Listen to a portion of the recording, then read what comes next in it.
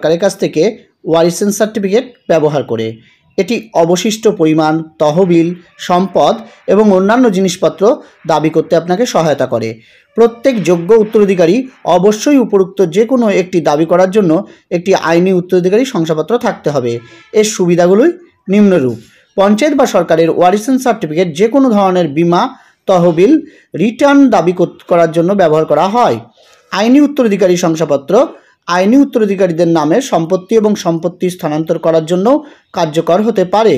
মৃত ব্যক্তির পেনশন পাওয়ার জন্য পঞ্চায়েত বা সরকারের কাছ থেকে একটি ওয়ারিশন সার্টিফিকেট অত্যন্ত গুরুত্বপূর্ণ। এই অত্যাবশ্যক নথির মাধ্যমে পেনশন, গ্র্যাচুইটি মঞ্জুরি এবং প্রাপ্তির প্রক্রিয়া সম্পন্ন করা হয়।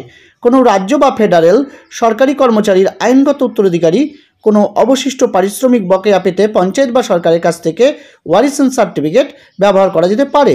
এই সার্টিফিকেটের মাধ্যমে অনুকম্পামূলক আবেদন বা নিয়োগ পাওয়া